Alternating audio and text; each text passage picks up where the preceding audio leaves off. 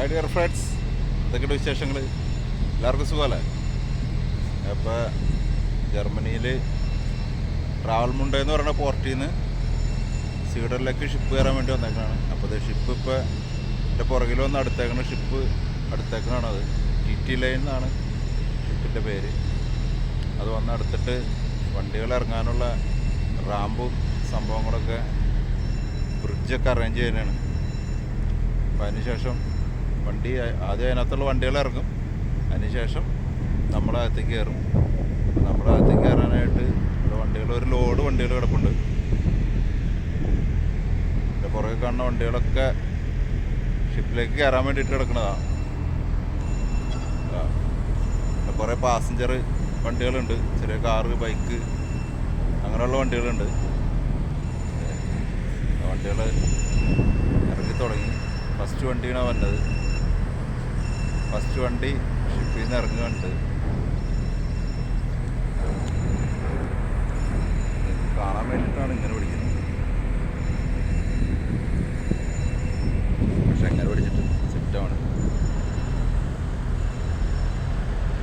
വണ്ടികളിങ്ങനെ വരിവരിയായിട്ട് ഇറങ്ങി പോയിക്കൊണ്ടിരിക്കും. ഷിപ്പിൽ നിന്ന് ഇറങ്ങൽ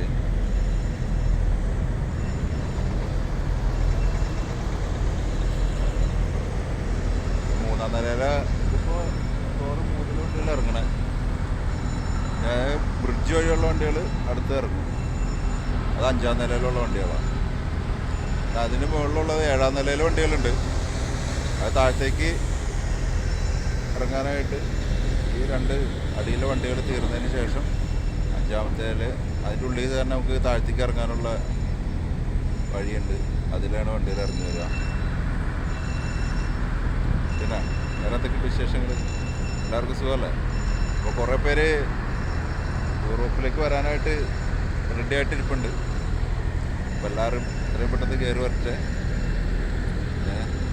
അപ്പോൾ കുറേ പേര് ഞാൻ പറഞ്ഞായിരുന്നു കുറച്ച് ചാൻസിൻ്റെ കാര്യം. അതിലേക്ക് ഒരുപാട് പേര് നമ്മളെ വിളിക്കുകയും ബന്ധപ്പെടുകയൊക്കെ ചെയ്തിട്ടുണ്ട്. ഒരുപാട് മെസ്സേജുകൾ വന്നു. അത് ഞാൻ മെസ്സേജ് വന്ന എല്ലാ വാട്സപ്പിലും ഒരുപാട് നമ്പറിൽ മെസ്സേജ് വന്ന എല്ലാവർക്കും ഞാൻ എനിക്കറിയാവുന്ന രീതിയിലുള്ള മറുപടികൾ ഞാൻ പറഞ്ഞു കൊടുത്തിട്ടുണ്ട്. എല്ലാവരും തൃപ്തരാണെന്ന് തോന്നുന്നു. എന്തായാലും കൂടുതൽ അറിയാനുള്ളവർ പിന്നെയും കോണ്ടാക്ട് ചെയ്തുകൊണ്ടിരിപ്പുണ്ട്. അതിൽ കുറച്ച് പേർക്ക് ഞാൻ നമ്മുടെ സുഹൃത്തിൻ്റെ നമ്പർ കൊടുത്തു, അവരായിട്ട് ബന്ധപ്പെട്ടിട്ടുണ്ട്.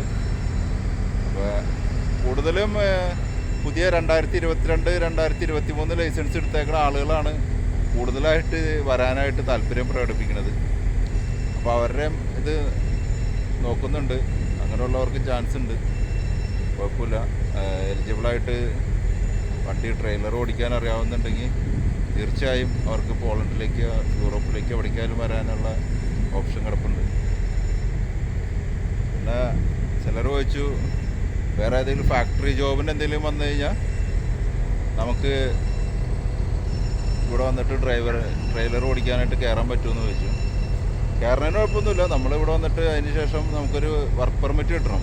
ഏതെങ്കിലും ഒരു കമ്പനി നമ്മൾ ജോബ് ചെയ്യാനായിട്ട് അവർ കമ്പനി വർക്ക് പെർമിറ്റ് തരാണെന്നുണ്ടെങ്കിൽ നമ്മളിപ്പോൾ ഹെവി ലൈസൻസ് ഉള്ള ആളുകൾ ഇങ്ങോട്ട് വരുമ്പോൾ നാട്ടിൽ നിന്ന് തന്നെ ട്രെയിലർ ലൈസൻസ് ഇൻ്റർനാഷണൽ ലൈസൻസ് ആക്കുക.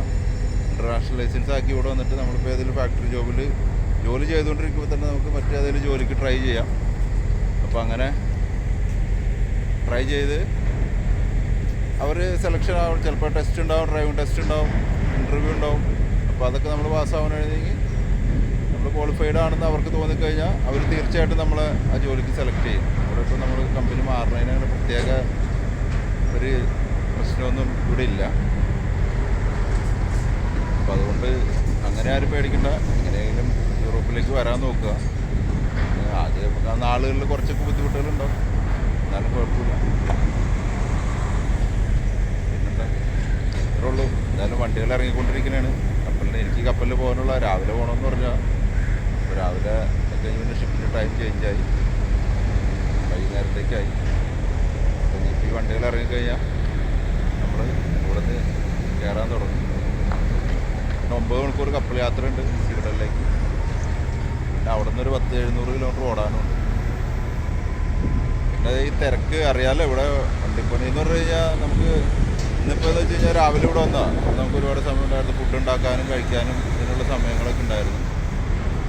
പിന്നെ എല്ലാ കമൻറ്റുകൾക്കും റിപ്ലൈ തന്നെ ആഗ്രഹമുണ്ട്. എല്ലാത്തിനും കമൻറ്റ് ഇപ്പോൾ നമുക്ക് കുറച്ച് കമൻറ്റുകൾ വന്നുള്ളൂ, അതിനെല്ലാത്തിനും നമ്മൾ റിപ്ലൈ തന്നിട്ടുണ്ട്. കോൺടാക്ട് ചെയ്ത എല്ലാവർക്കും മറുപടിയും കിട്ടിയിട്ടുണ്ട്. ഇനിയിപ്പോൾ ആർക്കും മറുപടി കിട്ടാതെ ഉണ്ടെന്നുണ്ടെങ്കിൽ അവർ ഒന്നും കൂടി മെസ്സേജ് ചെയ്യാം. എന്ന് വെച്ച് കഴിഞ്ഞാൽ ഞാൻ നമ്പറൊന്നും സേവ് ചെയ്യാത്ത നമ്പറുകൾ, അപ്പോൾ നമ്പറുകൾ ഇങ്ങനെ ഒരുപാട് ഇങ്ങനെ വന്ന് കിടക്കണ കാരണം നമുക്കെല്ലാവരും സെലക്ട് ചെയ്ത് ഇതിന് മറുപടി കൊടുക്കാൻ പറ്റണില്ല. നമ്മൾ ഫ്രീ ആയിട്ടിരിക്കുമ്പോൾ തന്നെ ഒരുവിധപ്പെട്ട എല്ലാവർക്കും നമ്മൾ ഇത് ചെയ്യുന്നുണ്ട് കേട്ടോ, റിപ്ലൈ ചെയ്യുന്നുണ്ട്. അപ്പോൾ എല്ലാവരും ഞാൻ പറയണ എൻ്റെ കാര്യങ്ങൾ ഞാൻ കറക്റ്റായിട്ട് എനിക്കറിയാവുന്ന രീതിയിൽ ഞാൻ പറഞ്ഞു തരുന്നുണ്ട്. കൂടുതൽ നമുക്ക് പറഞ്ഞിട്ട് എല്ലാ കാര്യങ്ങളെപ്പറ്റി ഇവിടുന്ന് തന്നെ നമ്മൾ പറഞ്ഞു തന്നു കഴിഞ്ഞാൽ എനിക്ക് അങ്ങനെ കൺഫ്യൂഷനാവും. അതാണ് പറഞ്ഞു തന്നത്. നമ്മൾ ചെറുതായിട്ട് അതിൻ്റെ ബേസിക്കുള്ള കാര്യങ്ങൾ മാത്രമാണ് പറയണത് എന്താ ആണെങ്കിലും. അപ്പോൾ ഇനിയും റിപ്ലൈ കിട്ടാത്തവർ ആരെങ്കിലുമൊക്കെ ഉണ്ടെങ്കിൽ ഒന്നും കൂടെ ഒക്കെ ഒന്ന് മെസ്സേജ് അയയ്ക്കുക. എല്ലാവരും പോളണ്ടിലേക്ക് വരട്ടെന്നാണ് എൻ്റെ ആഗ്രഹം. ഇവിടെ നമ്മൾ ഒരു മലയാളികളുടെ ഒരു കൂട്ടായ്മ തന്നെ ഉണ്ടാക്കിയെടുക്കും. ഇപ്പോൾ ഒരുപാട് ഡ്രൈവർമാരുണ്ട് മലയാളികൾ. അപ്പോൾ നമ്മൾ എല്ലാവരും നാട്ടിലുള്ള ഹെവി ഡ്രൈവർമാരെല്ലാവരും യൂറോപ്പിലേക്ക് വരട്ടേന്ന് അതിന് വേണ്ടിയിട്ടാണ് എല്ലാവരും ശ്രമിച്ചുകൊണ്ടിരിക്കുന്നത്.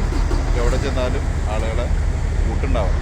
ഒരു പാർക്കിങ്ങിൽ വന്നു കഴിഞ്ഞാൽ എന്തായാലും ആ പാർക്കിങ്ങിൽ ഒരു 4-5 മലയാളികളെങ്കിലും ഉണ്ടെങ്കിൽ നമുക്ക് സന്തോഷമുള്ളൂ.